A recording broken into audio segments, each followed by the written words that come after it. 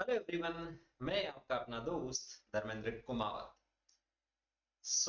नई सीरीज जो अपन ने स्टार्ट की थी, फाइनल रिवीजन, उसमें आज का जो टॉपिक रहने वाला है वो है उत्सर्जी उत्पाद एवं निष्कासन।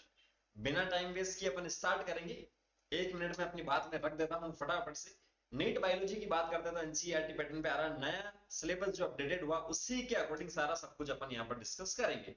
अब जो समय आया है वो है क्वेश्चंस प्रैक्टिस का, क्योंकि बहुत हुई थ्योरी, अब प्रश्न की बारी। अपन ने बहुत थ्योरी पढ़ ली, अब क्वेश्चंस अपन देखेंगे और इसमें अपन एनालिसिस करेंगे कौन सा टॉपिक वीक है कौन सा स्ट्रॉन्ग है।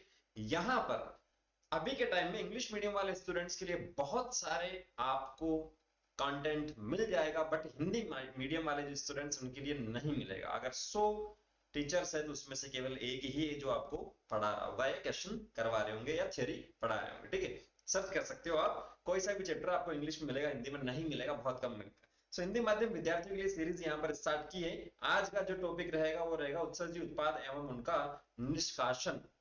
किसी भी टाइप का डाउट रहता है कमेंट सेक्शन में कमेंट करके पूछ सकते हैं। इंस्टाग्राम और फेसबुक पर अराइजन कैरियर अकेडमी सर्च करेंगे, डाउट की पिक्चर भेजनी हो तो आप वहां पर भेज सकते हैं। 100% आपके डाउट को वहां से क्लियर किया जाएगा। स्टार्ट अपन करते हैं। आपको पेपर और पेन लेके बैठना है, जितने भी क्वेश्चन यहाँ पर आ रहे हैं उनके आंसर आप लिखते चलिएगा।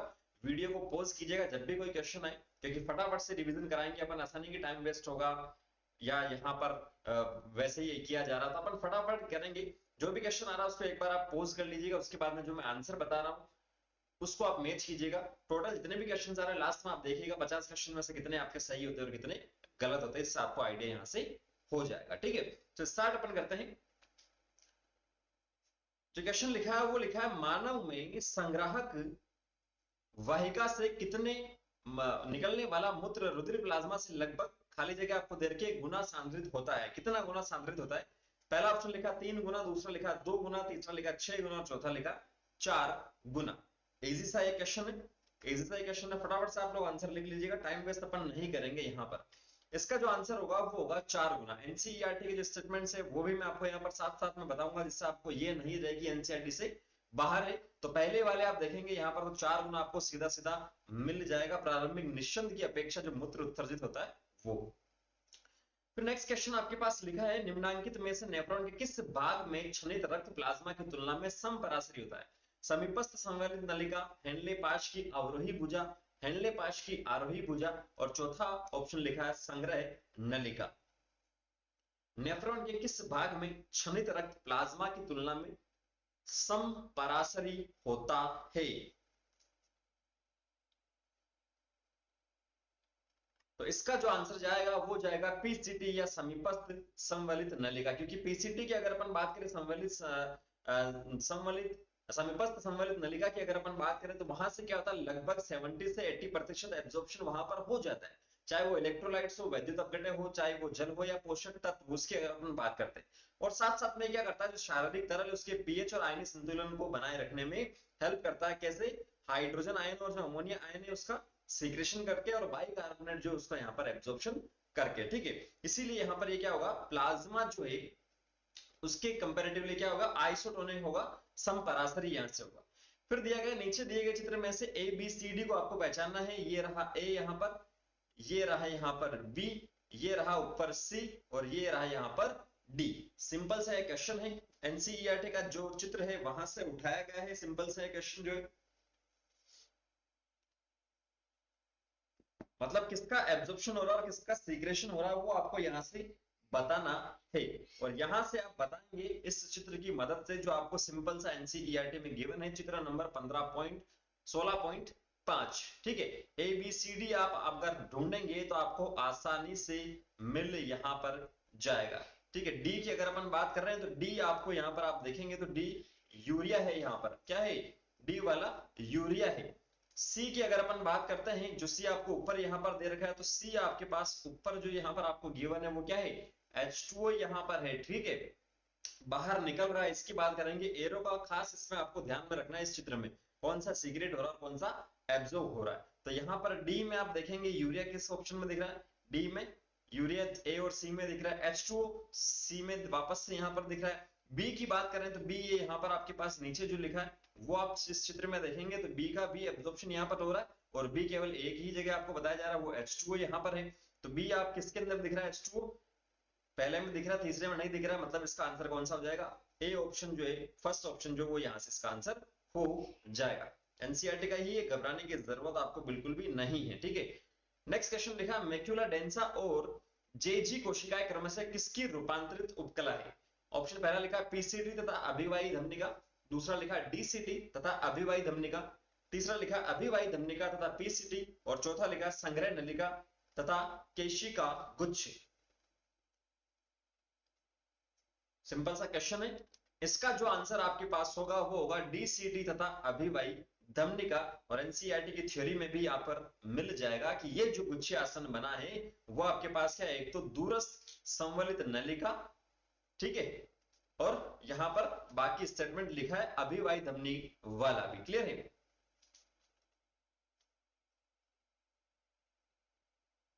नेक्स्ट क्वेश्चन की अपन बात करते हैं, वृक्क का वह भाग जहां से मूत्र वाहिनी, तंत्रिकाएं और रक्त वाहिनियां गुजरती है क्या कहलाता है? हाइलस या हाइलम, दूसरा लिखा वृक्क छिद्र, तीसरा लिखा लघु चेशक, और चौथा लिखा है दीर्घ चेशक। इजी सा ये क्वेश्चन है, इसका जो आंसर आपके पास होगा वो होगा हाइलस या हाइलम, जिसे अपन कह रहे हैं यहां पर, ठीक है। जहां से मूत्र नलिका, रक्त वाहिनियां यहां से क्या होती है? प्रवेश सिंपल सी करती है। तो ऑप्शन नंबर पहला यहां से सही अपना हो जाएगा। नेक्स्ट लिखा, कशेरुकियों के वृक्क में केशिकाओं का गुच्छा जहां पानी, यूरिया तथा लवणों को रुधिर से पृथक किया जाता है, वो कौन सा है? ऑप्शन पहला लिखा बोमेन संपुट, ऑप्शन दूसरा लिखा संग्रह नलिका, ऑप्शन तीसरा लिखा केशिका गुच्छ, और ऑप्शन चौथा लिखा है हेनले का लूप।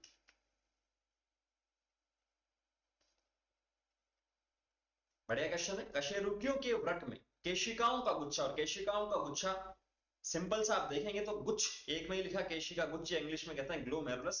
ये इसका आंसर यहां पर आपका हो जाएगा।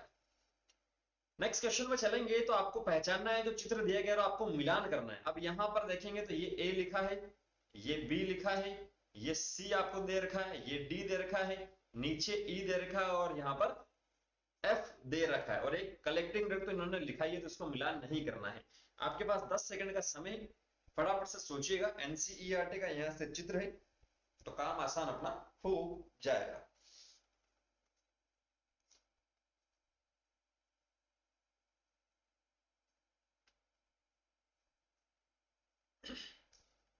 तो जो ए आपको यहां पर गिवन है, ए जो दे रखा है वो है पीसीटी।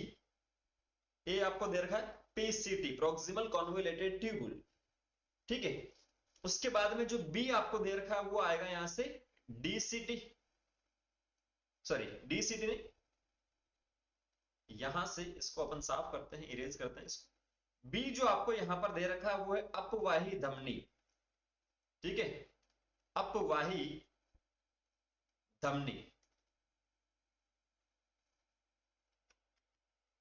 ए जो आपको दे रखा है, गलत लिखा है मैंने, ए जो आपको यहां पर दे रखा है वो है अभिवाही धमनी, क्योंकि ये दोनों ही धमनी है। बी जो आपको दे रखा है वो अपवाही धमनी है। सी जो आपको यहां पर दे रखा है, ये वाला जो सी आपको दे रखा है वो है पीसीटी। डी जो आपको यहां पर दे रखा है वो है डीसीटी, जो नीचे की ओर यहां पर जा रहा है। ई जो आपको यहां पर दे रखा है, ये वाला ई जो आपको दे रखा है, ये आपके पास होगा वासा रेक्टा। कौन सा रेक्टा? वासा रेक्टा। और एफ जो आपको यहां पर गिवन है, ये वाला, वो आपका है हेनले लूप, हेनलेज लूप, ठीक है। तो ये A B C D E से ई तक आप पहचानेंगे तो काम आपका आसान हो जाएगा।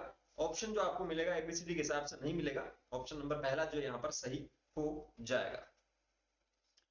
नेक्स्ट लिखा, केशिका गुच्छ में अभिवाही धमनिका अपवाही धमनिका से जोड़ी होती है, अपवाह धमनिका से संकरी होती है, तथा अपवाही धमनिका समान व्यास की होती है, या लिखा अपवाही कोशिकाओं की तुलना में संक्रिय होती है। ग्लोमेरुलस में जो अभिवाही धमनिका है वो, वैसे तो इस क्वेश्चन का आंसर आपको इस ऊपर वाले चित्र में दिख रहा है, लेकिन फिर भी आपको नहीं दिख रहा है, तो ये आप देखेंगे इसके अंदर अभिवाही धमनिका का डायमीटर जो है यहां से आप देखेंगे चौड़ी है, किसके कंपैरेटिवली? अपवाही धमनिका के कंपैरेटिवली, ठीक है। चित्र में आपको दिख रहा है, कोई घबराने वाली बिल्कुल भी जरूरत यहां पर नहीं है। एरिथ्रोपोइटिन हार्मोन नियंत्रित करता है रुधिर दाब को, रुधिर में पानी की मात्रा को, रुधिर में ग्लूकोज का स्तर, या लिखा आरबीसी के निर्माण की दर को। एरिथ्रोपोइटिन, जगह जगह इसको अपन सुनते हैं एरिथ्रोपोइटिन को, नाम से वैसे पता चल रहा है। एरिथ्रो मींस आरबीसी, और पोइटिन जो शब्द लिया गया है वो पोएसिस से लिया गया है, ठीक है।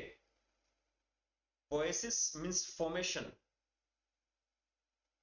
फॉर्मेशन ऑफ आरबीसी, आरबीसी के निर्माण की दर को यहां पर कंट्रोल ये करता है।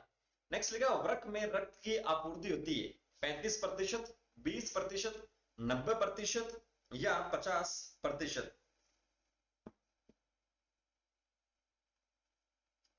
तो इसका आंसर यहां पर जो होगा वो कौन सा होगा, 20%। नेक्स्ट लिखा, वृक्क में नेफ्रॉन की संख्या किसके समान होती है, बोमेन संपुट की संख्या के समान, बोमेन संपुट और मेल पीजन कणिकाओं के योग के बराबर, तीसरा लिखा बोमेन संपुट और केशिका गुच्छ के योग के बराबर, और चौथा लिखा बोमेन संपुट के दुगुनी। नेफ्रॉन की जो संख्या होती है वो यहां पर कितनी होती है, नेफ्रॉन की जो संख्या होती है वो कितनी होती है, तो वो होती है बोमेन संपुट की संख्या के समान। ऐसा नहीं कि मेल पीजन जो कणिका है, बोमेन कैप्सूल जो है उनको आपने जोड़ दिया और डबल यहां से कर दिया, तो काम अपना क्या हो जाएगा, यहां से गलत हो जाएगा। नेक्स्ट क्वेश्चन लिखा है, स्थिति के अनुसार नेफ्रॉन्स को दो भागों में बांटा गया है। ये जैसे मान लो इसको मैं ए लिख देता हूं, जो ब्लैंक्स दे रखी है आपको, नेफ्रॉन ए नेफ्रॉन्स अधिक सामान्य है तथा कुल नेफ्रॉन्स का 20% भाग बनाते हैं। इनमें कोशिका गुच्छ बाहरी कोर्टेक्स भाग में होता है तथा हेनले लूप की लंबाई कम होती है तथा ये मेडुला में धसे होते हैं। इनमें वासा रेक्टा भी अनुपस्थित होता है। तो ए और बी यहां पर क्या है,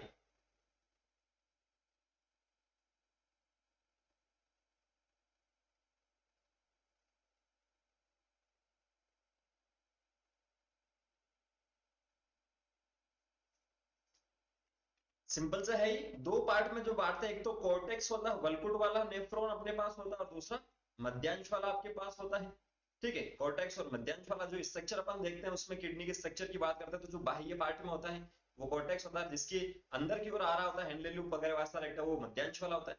तो यहाँ अगर अपन देखें, इसको डिस्कस अपन करें, तो एनसीईआरटी में लिखा है कि मध्यांश में बहुत कम होते हैं ऐसे व्रकाणु को वल्कुटीय अपन कहते हैं, जो नीचे की ओर कम जा रहे हैं। कुछ व्रकाणुओं के हैंडल लूप बहुत लंबे होते हैं, मध्यांश में जा रहे हैं, जैसे अंदर की ओर ये अभी जा रहा था, मैंने आपको बताया था, गहराई तक धसे रहते हैं, इन्हें मध्यांश व्रकाणु अपन सिंपल सा कहते हैं, ठीक है। तो जो कोर्टेक्स के आपके पास नहीं जा रहा है, कोर्टेक्स भाग में जैसे लिखा है इसके अंदर, बाहरी कोर्टेक्स भाग में होते हैं, सामान्य जो आपके पास होंगे, सबसे ज्यादा जो आपके पास होंगे वो होंगे कोर्टिकल, और कितना प्रतिशत है, लगभग 85% यहां पर वो बनाते हैं। फिर देखा, व्रकों की क्रिया विधि का नियंत्रण तथा नियमन इनके किसके हार्मोन की पुनर्भरण क्रिया विधि द्वारा संपन्न होता है, हाइपोथैलेमस, जेजीए, हृदय, या ये सभी। किडनी की जो फंक्शनिंग की बात करते हैं वो किसके द्वारा कंट्रोल होता है, तो हाइपोथैलेमस से होता है आपके पास, जक्सा ग्लोमेरुलस एपरेटस से भी होता है, हृदय से भी अपन बात करते हैं, ठीक है। और ये सभी इनका आंसर यहाँ पर सिंपल सा हो जाएगा। अब कैसे हो रहा है ये तो अलग अलग चैप्टर को रिलेट करके क्वेश्चन यहाँ पर बनाए, मिल जाएगा आपको, कोई दिक्कत वाली बात बिल्कुल भी यहाँ पर नहीं है, क्योंकि हाइपोथैलेमस की बात कर सकते हो, न्यूरो जो है पीछे वाला ऑक्सीटोसिन के साथ में क्या आता है, वेसोप्रोसिन, एंटी डायूरेटिक हार्मोन अपन कहते हैं जिसे, ठीक है। जे जी यहाँ पर है ही, हृदय से आपके पास होता ही है। वृक्क नलिका के अंतिम भाग में जल के पुनः अवशोषण के को सुगम बनाता है, मूत्रलता विरोधी हार्मोन वेसोप्रोसिन, रेनिन, और लिखा चौथा पहला और दूसरा। जैसा कि मैंने आपको बताया था, हाइपोथैलेमस से वेसोप्रोसिन बताया था, तो ये तो आपके पास सही, एंटी डायूरेटिक हार्मोन ये भी है।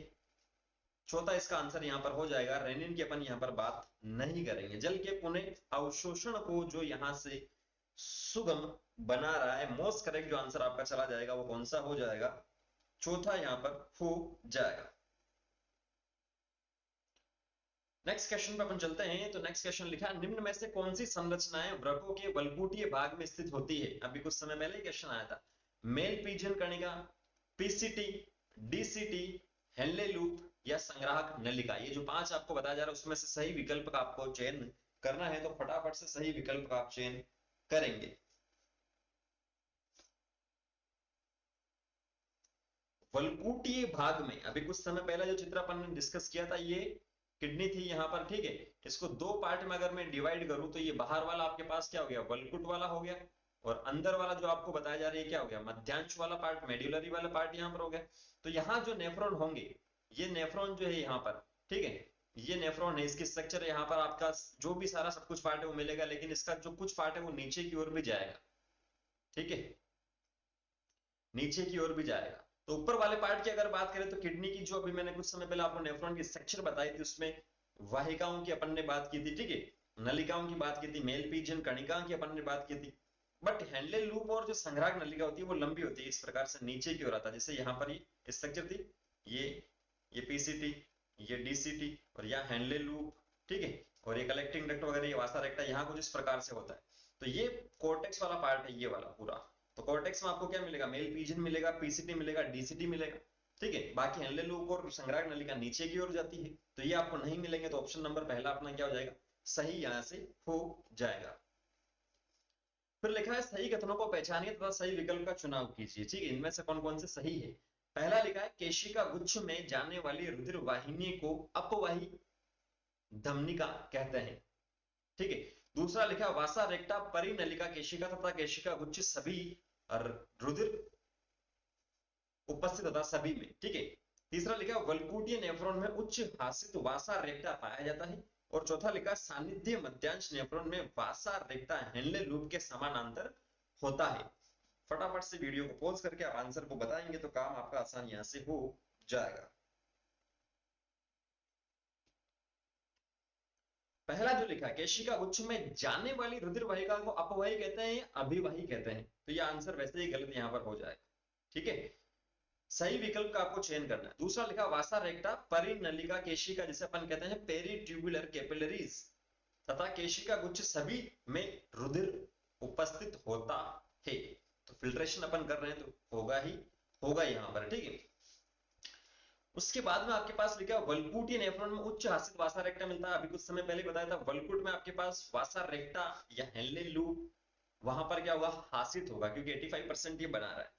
सानिध्य मध्यांश, ये सही है, सानिध्य मध्यांश नेफ्रॉन में वासा रेक्टा हैंडल लूप के समानांतर होता है, बिल्कुल सही बात है। जहां तक वो जा रहा है वहां तक वो जा रहा है। तो पहले ऑप्शन स्टेटमेंट को छोड़ दें तो बाकी सारे क्या है, सही है। तो अपना ऑप्शन नंबर 4 क्या हो जाएगा, यहाँ पर सही हो जाएगा। नेक्स्ट क्वेश्चन लिखा मूत्र निर्माण में सम्मिलित होता है गुच्छीय निस्संदन, नलिकीय पुनः अवशोषण, नलिकीय सीक्रेशन। उपरोक्त कथन के लिए सही विकल्प को आपका यहाँ पर क्या करना है, चयन करना है।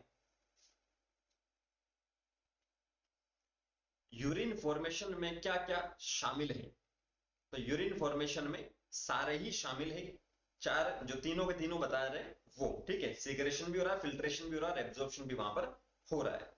फिर लिखा शरीर में स्थित परासरण ग्राही या ओस्मो रिसेप्टर्स किसके परिवर्तन के कारण सक्रिय हो जाते हैं। पहला लिखा है रुधिर का आयतन, शरीर तरल आयतन, आयनिक सांद्रता। इनमें से सही विकल्प आपको चुनना है, कौन सा है यहां पर।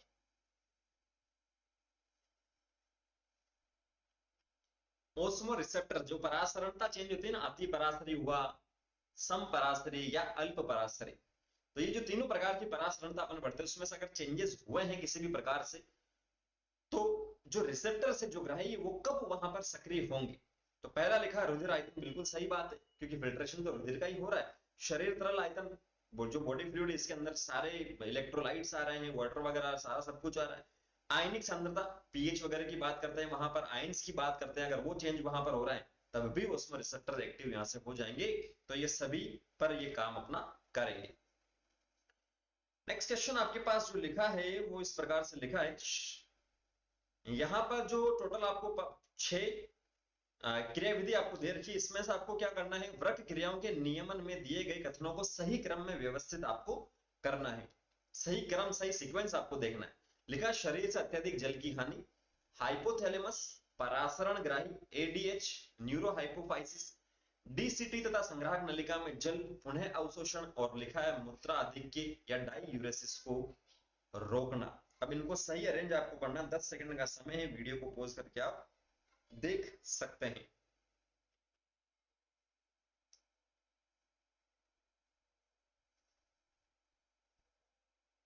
तो सबसे पहले जो आपके पास होगा, यहां जो ये प्रोसेस बता रखी है, ठीक है, जल अवशोषण की यहां पर बात कर रही है, ठीक है, और वो अवशोषण कब करेगा, जब हानि वहां पर हो जाएगी। तो पहला आपके पास लिखा शरीर से अत्यधिक जल की हानि, तो पहला अपने पास यही होगा।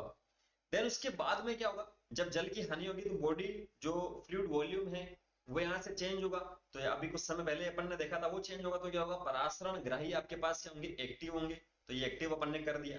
देन उसके बाद में क्या होगा, हाइपोथैलेमस तक मैसेज जाएगा, वहां पर अपना वैसोप्रेसिन एंटी डाययूरेटिक हार्मोन जिसे अपन ने कहा था वो यहाँ पर आएगा, ठीक है। वो आपके पास क्या करेगा, यहाँ से न्यूरो हाइपोथैलेमस से न्यूरो हाइपोफाइसिस, अभी कुछ समय पहले ही मैंने आपको बताया था, ये यहां पर चला जाएगा। और वहां पर जाने के बाद में क्या होगा, वहां पर जाने के बाद में एंटी डाययूरेटिक हार्मोन यहां से रिलीज होगा। और एंटी डाययूरेटिक जब रिलीज होगा तो क्या होगा, जो डाययूरेसिस यहां पर हो रहा है, शब्द से ही पता चल रहा है, एंटी का मतलब अपोजिट, डाययूरेटिक का मतलब जो डाययूरेसिस, मूत्र अधिक वहां पर आ रहा है उसको वो रोकेगा।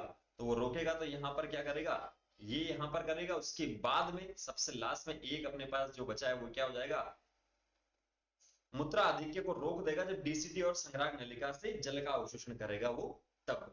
तो इस सीक्वेंस को आपको यहां से सिंपल सा ढूंढना है, वो आपको मिलेगा ऑप्शन नंबर तीसरे, ठीक है। अब एडीएच के कार्य अभी ऊपर वाले क्वेश्चन में से अब वापस नीचे अपन ने बनाए हैं।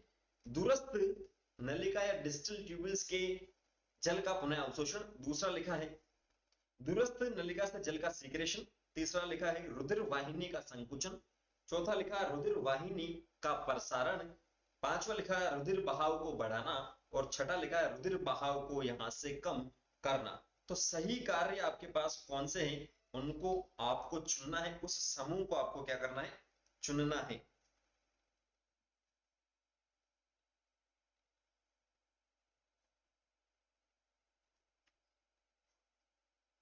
तो ऊपर वाला जो क्वेश्चन अपन ने देखा था उसके हिसाब से एडीएच में क्या करेगा, वो दूरस्थ, ये डीसीटी जो लिखा था, उस नलिका के जल के अवशोषण को सही करेगा, तो ये स्टेटमेंट सही है, अवशोषण बढ़ाएगा। दूरस्थ से जल का सीक्रेशन नहीं करेगा, ये स्टेटमेंट गलत है। देन उसके बाद में लिखा है रुधिर वाहिनी का संकुचन वहां पर वो करवाएगा, ठीक है, ये भी अपने पास क्या है, सही है। प्रसारण नहीं कराएगा, बहाव को वहां से बढ़ाएगा, बहाव को वो कम नहीं करेगा, ठीक है। तो इन तीनों को आप देखेंगे, फर्स्ट थर्ड और जो फिफ्थ ऑप्शन है वो आपको यहां पर मिल जाएगा तीसरे नंबर ऑप्शन में, क्लियर है। देन उसके बाद नेक्स्ट क्वेश्चन पे अपन चलते हैं। तो नेक्स्ट क्वेश्चन आपके पास लिखा, वृक्क के अतिरिक्त निम्न में से कौन से अंग उत्सर्जी अपशिष्टों के निष्कासन में मदद करते हैं, फेफड़े, यकृत, त्वचा और स्प्लीन, या जिसे अपन कहते हैं प्लीहा।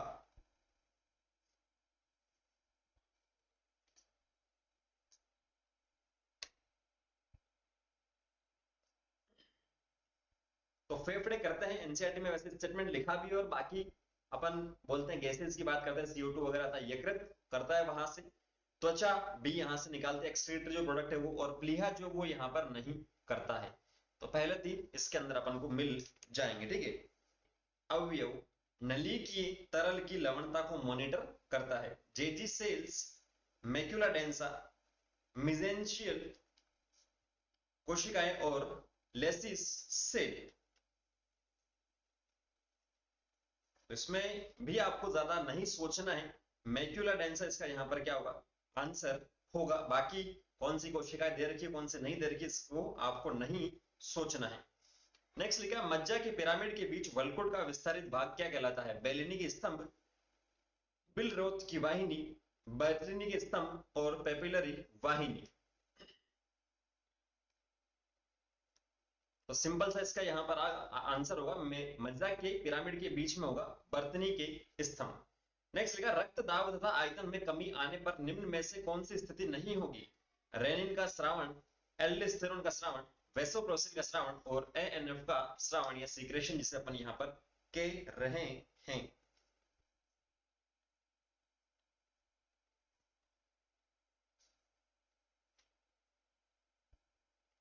तो रक्त दाब अगर कम हो रहा है, ब्लड प्रेशर, ब्लड वॉल्यूम यहां पर कम हो रहा है, ठीक है, तो इनमें से कौन सी स्थिति नहीं होगी, तो एएनएफ, एट्रियल नाइट्री यूरेटिक फैक्टर जो उसका सीक्रेशन नहीं होगा, ठीक है। वेसोप्रोसिन एंटी डायूरेटिक अपन ने पढ़ा है, एल्डोस्टेरोन की अपन ने बात की थी, और रेनिन एंजियोटेंसिन मैकेनिज्म भी आपको यहाँ पर क्या है पता है, सिंपल से, ठीक है।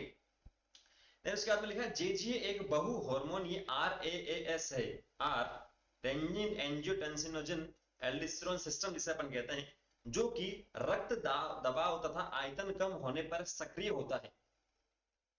एएनएफ जो कि एक पेप्टाइड है, आरएएस का विरोध करता है। एएनएस क्या करेगा, जो आरएएस है उसका विरोध यहां पर करता है। तो एएनएफ का सीक्रेशन कहां से होता है, इन्होंने सारा स्टेटमेंट लिखा बट ये नहीं बताया कि सीक्रेशन कहां से होता है, तो वो आपको यहां से बताना है। एएनएफ जो रिलीज होता है वो कहां से होता है, वृक्क की जेजी कोशिकाओं द्वारा, यकृत द्वारा, हृदय आलिंद भित्ति से या फुफ्फुसी कोशिकाओं से। सिंपल से इसका आंसर होगा हृदय आलिंद भित्ति से। वी आपको हार्मोन वाला जो चैप्टर उसके अंदर यहां पर मिल जाएगा। लिखा एक व्यक्ति रेगिस्तानी क्षेत्र में अत्यधिक निर्जलीकरण का सामना करता है, निम्न में से कौन सर्वाधिक उद्दीपित होकर जल हानि को रोकने में सहायक है। हाइपोथैलेमस तथा अग्रपीयूष, अधिवृक्क, वल्कुट तथा थायराइड ग्रंथि, हाइपोथैलेमस तथा अधिवृक्क ग्रंथि, और चौथा लिखा अधिवृक्क ग्रंथि तथा अग्रपीयूष ग्रंथि। रेगिस्तान में अगर आप चले गए तो आपके साथ में आपका साथ जो है वो कौन यहां पर निभाएगा, कौन सी ग्रंथि जो आपका साथ यहां पर निभाएगा, सर्वाधिक जो सहायता आपकी करेगा उद्दीपित होगी जल हानि को रोकने में। तो हाइपोथैलेमस आपके पास है ही, अग्रपीयूष ग्रंथि का रोल आपके पास नहीं है। अधिवृक्क, वल्कुट तथा थायराइड ग्रंथि, थायराइड का नहीं है यहां पर रोल। हाइपोथैलेमस तो है ही अपने पास, और अधिवृक्क ग्रंथि भी यहां पर अपना काम करेगी, ठीक है, क्योंकि एल्डोस्टेरोन की अपन बात करते हैं वो यहां से रिलीज होगा। देखा निम्न में से कौन सा असत्य है, मूत्र में एल्बुमिन की उपस्थिति एल्ब्यूमिनेरिया कहलाता है। दूसरा लिखा है मूत्र में ग्लाइकोजन की उपस्थिति ग्लाइकोज यूरिया कहलाता है। तीसरा लिखा है मूत्र में कीटोन की उपस्थिति कीटोन यूरिया कहलाता है। रक्त में यूरिया की अत्यधिक मात्रा यूरेमिया कहलाता है। तो कौन सा इनकरेक्ट स्टेटमेंट है, इन्होंने पूछा मूत्र में एल्बुमिन की उपस्थिति एल्बुमिन्यूरिया कहलाता है, बिल्कुल सही बात है। ग्लाइकोजन की उपस्थिति नहीं, ग्लूकोज की उपस्थिति तो ग्लूकोज यूरिया कहते हैं, तो ये स्टेटमेंट क्या है, गलत है। फिर लिखा लंबी अवधि तक अति ग्लूकोज रक्त तक होने पर डायबिटीज मेलाइटस या मधुमेह बीमारी हो जाती है। ये लक्षण इनके कौन कौन से लक्षण है मधुमेह के, ठीक है। उच्च रक्त ग्लूकोज स्तर, उच्च रक्त इंसुलिन स्तर, उच्च रक्त ग्लूकागोन स्तर, या कीटोन बॉडीज की उपस्थिति से ज्यादा समय तक ग्लूकोज लंबी अवधि तक रहता है कि ब्लड में, तो मधुमेह होता है। उसका लक्षण यहां पर कौन कौन से हैं,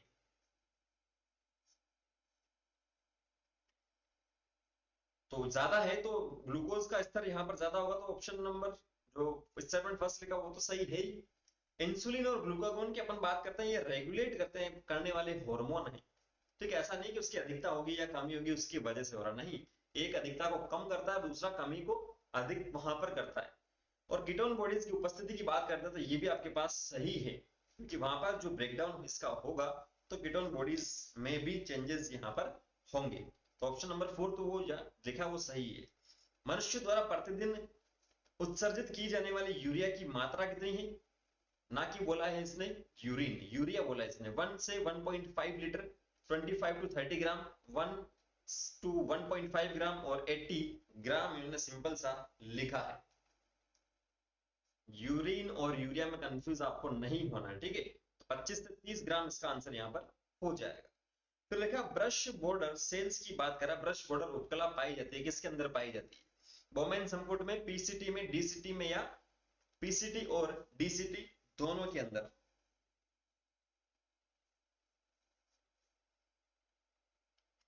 ब्रश बॉर्डर उपकला पीसीटी में पाई जाती है, क्योंकि 70 to 80% रीअब्जॉर्प्शन इसी के अंदर होता है, ठीक है, पीसीटी के अंदर।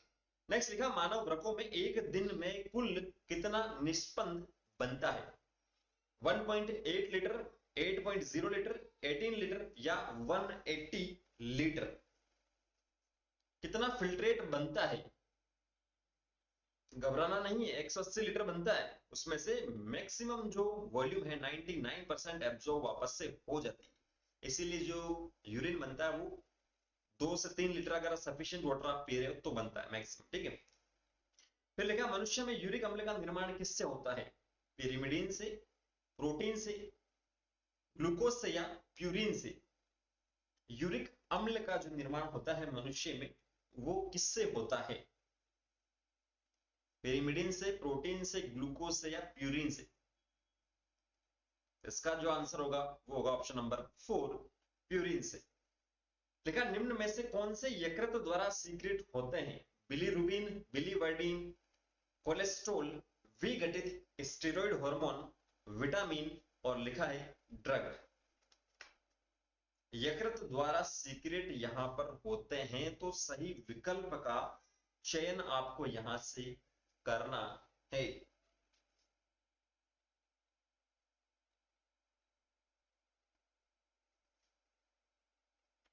तो बिलीरुबिन और बिलीवर्डिन जो पिगमेंटेड पार्ट है, ठीक है, होते ही हैं। कोलेस्ट्रॉल भी, विघटित स्टेरॉइड हार्मोन जो हार्मोन होते हैं जिनका डीकंपोजिशन हो रहा है, डिग्रेडेशन हो रहा है, वो भी यहां से हो रहा है। विटामिन और ड्रग है, उनकी भी कुछ अमाउंट में यहां से क्या होता है, सीक्रेशन होता है। नेक्स्ट क्वेश्चन लिखा है यहां पर अमोनिया, यूरिया व यूरिक अम्ल में बढ़ते हुए क्रम में विषाक्तता का सही क्रम आपको चुनना है। कौन ज्यादा टॉक्सिक है? ठीक है, इन तीनों में से उनका आपको इंक्रीजिंग ऑर्डर बताना है, जो बढ़ता हुआ सीक्वेंस है वो यहां से आपको बताना है।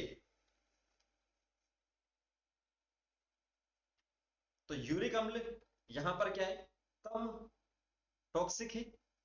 देन उसके बाद में यूरिया, और सबसे ज्यादा जो होगा वो क्या होगा, अमोनिया सबसे ज्यादा टॉक्सिक यहां पर होगा। तो ऑप्शन नंबर पहला ही क्या हो जाएगा, सही यहां से हो जाएगा। फिर लिखा नेफ्रॉन के किस भाग में NaCl का पुनः अवशोषण नहीं होता है? डीसीटी तथा संग्राहक नलिका, हेनले का लूप का अवरोही भुजा, तीसरा लिखा हेनले की लूप का आरोही भुजा, चौथा लिखा है समीपस्थ कुंडलित नलिका। NaCl आयन से, तो ये आपको पता होना चाहिए। हेनले लूप में डिसेंडिंग और असेंडिंग जो लूप है उसकी अगर अपन बात करते हैं तो जो नीचे की ओर जा रहा है वो क्या है, नीचे की ओर जो जा रहा है वो आपके पास किसका अवशोषण करेगा, और ऊपर की ओर जो जा रहा है वो किसका अवशोषण यहां से करेगा।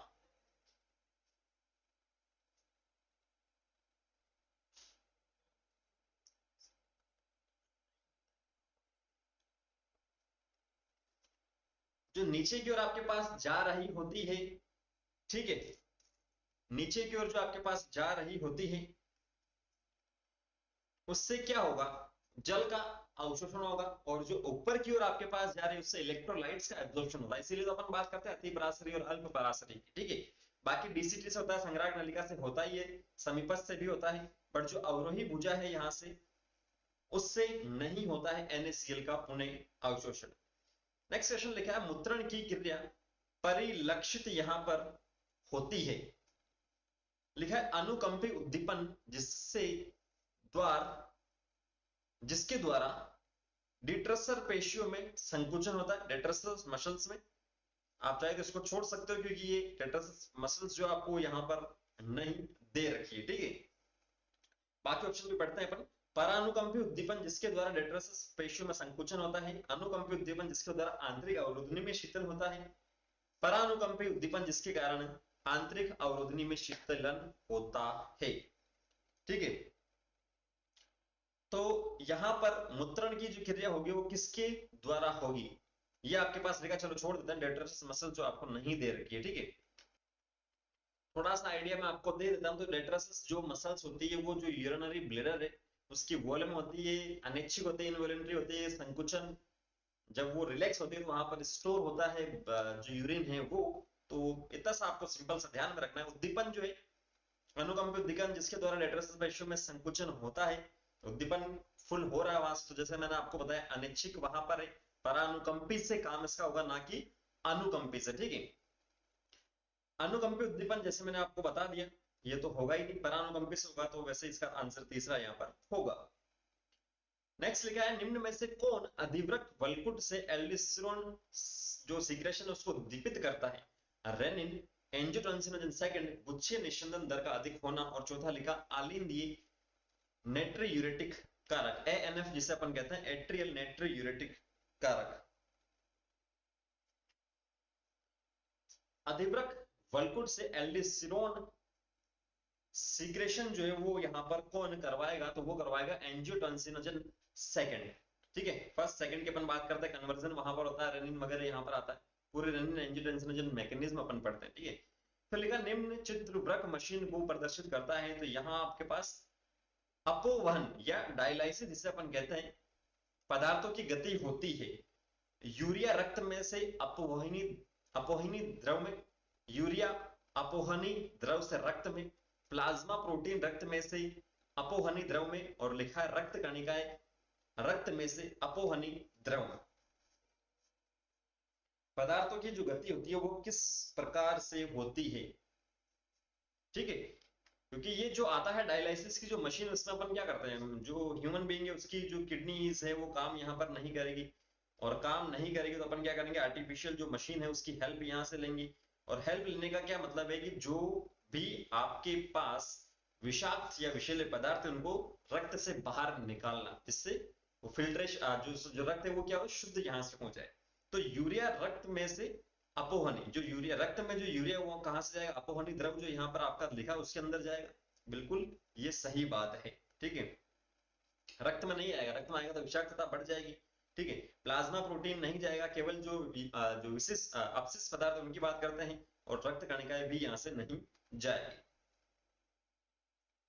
लिखा है पीसीटी तथा हेनले लूप के चारों ओर उपस्थित केशिकीय जाल कर्मशय कहलाता है। वासा वेसोरम तथा वासा रेक्टा, वासा रेक्टा तथा वासा वेसोरम, परिनली की जालिका तथा वासा रेक्टा, और वासा रेक्टा तथा परिनली की जालिका।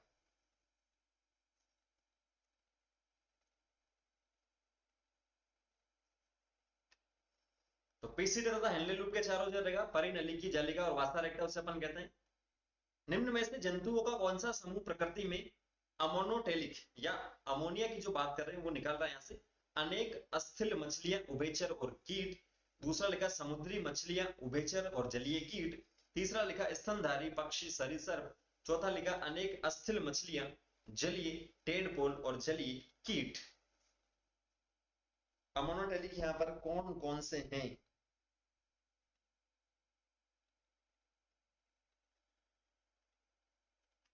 तो अनेक अस्थिल मछलियां, जलीय टेडपोल और जलीय जो कीट है वो क्या है, अमोनोटेलिक हैं। वृक्क पथरी या स्टोन की बात करते हैं, जो मोस्टली देखने को मिलती है, मुझे भी है, किसके द्वारा उत्पन्न होती है। धूल कणों के जमाव से, प्रोटीनों के अवक्षेपण से, ऑक्जेलेट के क्रिस्टलीकरण से, और वसा के अवरोध से। किडनी स्टोन जो होती है, कैल्शियम तो उसके अंदर होता ही है, लेकिन कैल्शियम के साथ में ऑक्जेलेट्स वहां पर डिपॉजिट हो जाते हैं। सिंपल सा आंसर हो जाएगा तीसरा। लिखा है निम्न चार कथन दिए गए, सही मिलान अपन को करना है। ठीक है, सही मिलान को पहचानना है। ग्लूकोज को दहली मान उच्च होता है, glucose has high threshold value. मूत्र का सांद्रण हेनले के लूप में होता है। हीमोडाइलाइजर यूरिया यूरिक अम्ल ग्लूकोज तथा प्रोटीन को निष्कासित करता है। और ग्लोमेरुलस में यूरिया यूरिक अम्ल जल ग्लूकोज तथा प्लाज्मा प्रोटीन छनकर बाहर चले जाते हैं। इसमें से सही जो कथन है उनको अपन को यहां से क्या करना है, चुनना है। ग्लूकोज का दहली मान थ्रेशोल्ड वैल्यू उच्च होता है, ये सही बात है। ठीक है, मूत्र का सांद्रण हेनले के लूप में होता है, बिल्कुल सही बात है। हीमोडायलाइजर जो है वो रिमूव करेगा ग्लूकोज और प्रोटीन को, क्यों करेगा, यहां से डायलाइसिस होगी तो यूरिया और यूरिक अम्ल को करेगा वो, गलत है सी वाला। डी लिखा है ग्लोमेरुलस में यूरिया यूरिक अम्ल जल ग्लूकोज तथा प्लाज्मा प्रोटीन छनकर बाहर चले जाते हैं, प्रोटीन वगैरह की बात वहां पर अपन नहीं करते हैं। तो पहला ए और बी जो लिखा वो क्या आ जाएगा, सही यहां से हो जाएगा। लिखा एक मरीज जो मूत्र में सोडियम की अधिक मात्रा उत्सर्जित करता है उसमें है एड्रिनल मेडुला रोगग्रस्त, एड्रिनल वल्कुट रोगग्रस्त, अग्नाशय रोगग्रस्त, थाइमस रोगग्रस्त।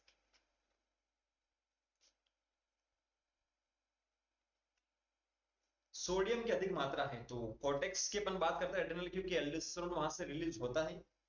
नेक्स्ट लिखा वयस्क का वह भाग जिसमें छनित्र को मूत्र नहीं कहा जा सकता है, तो वो है संग्राहक नलिका, यूरिटर्स,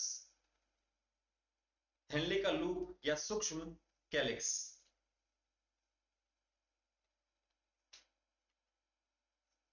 जो भी फिल्ट्रेशन हुआ है उसे अपन यूरिन नहीं कहेंगे, कब,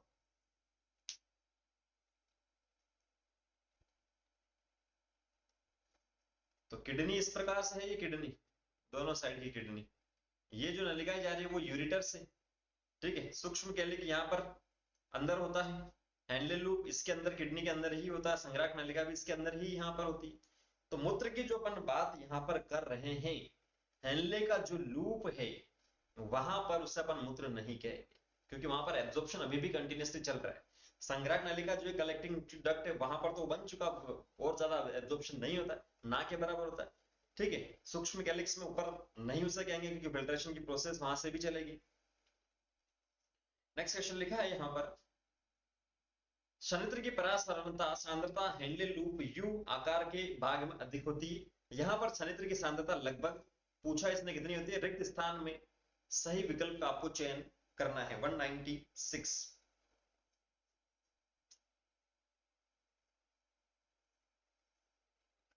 तो यहां जो छनित्र की सांद्रता होती है वो कितनी होती है, 1200 मिली ऑस्मोल पर लीटर यहां पर होती है। फिर लिखा, निम्न में से किसके द्वारा इन सभी उद्दीपनों से वैसोप्रोसिन का सिग्रेशन बढ़ता है। ईसीएफ का कम हुआ आयतन, एंजियोटेंसिनोजन सेकंड, एल्कोहल, लिखा है चौथा मिचली एवं वमन। यहां जिसको ईसीएफ समझ में नहीं आ रहा है वो होता है एक्स्ट्रा सेल्यूलर फ्लूइड, ठीक है, एक्स्ट्रा सेल्यूलर फ्लूइड। वैसोप्रोसिन सीक्रेशन कब बढ़ेगा, वैसोप्रोसिन का सीक्रेशन यहां पर बढ़ेगा जब आपके पास एल्कोहल, यहां पर वैसोप्रोसिन का सीक्रेशन कब नहीं बढ़ेगा, ठीक है। इंग्लिश वाला क्वेश्चन देखेंगे तो आपको समझ में आएगा। The following stimuli causes increase in vasopressin secretion except, अपवाद आपको बताना है, एक्स्ट्रा सेल्यूलोज का कम होगा आयतन तब भी वहां पर बढ़ेगा, एंजियोटेंसिनोजन सेकंड, मिचली और वेमन मतलब वोमिटिंग वगैरह होगी, यहां से डिहाइड्रेशन यहां पर होगा, एल्कोहल कंजप्शन की बात करते हैं तो उसमें नहीं यहां पर होगा, एक्सेप्ट इसने पूछा है। मानव वृक्क की बीमारी इन्होंने पूछी है, सिंपल सा, लंबाई चौड़ाई ऊंचाई, मोटाई इन्होंने पूछी, ऊंचाई नहीं, ठीक है।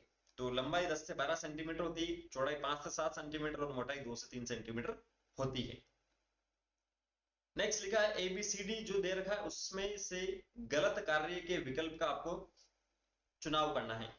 ए जो लिखा है यहां पर, ए में 70 से 80% जल का अवशोषण होता है। बी यहां जो लिखा है लवणों के लिए पारगम्य है। सी लिखा है हाइड्रोजन और पोटेशियम आयनों का चयनात्मक सीक्रेशन, ये जैसे यहां लिखा है। और डी लिखा है मध्यांश की अंतरकोशीय में यूरिया की सूक्ष्म मात्रा का आना तथा सांद्रित मूत्र को उत्पन्न करने में सहायक होना।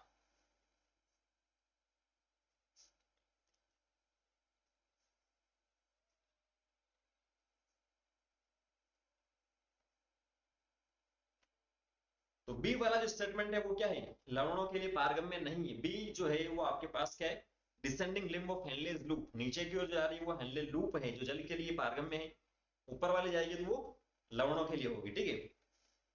नेक्स्ट क्वेश्चन लिखा है पीसीटी शारीरिक द्रवों के पीएच तथा आयनिक संतुलन को बनाए रखने में सहायक होती है। पहला लिखा हाइड्रोजन, अमोनिया और पोटेशियम के क्षणित चयनात्मक सीक्रेशन द्वारा, दूसरा लिखा क्षणित से बाइकार्बोनेट के पुनः अवशोषण द्वारा, तीसरा लिखा है पहला और दूसरा दोनों, और चौथा लिखा नियमनकारी हार्मोन रेनिन तथा एंजियोटेंसिनोजन का सीक्रेशन यहां पर होगा।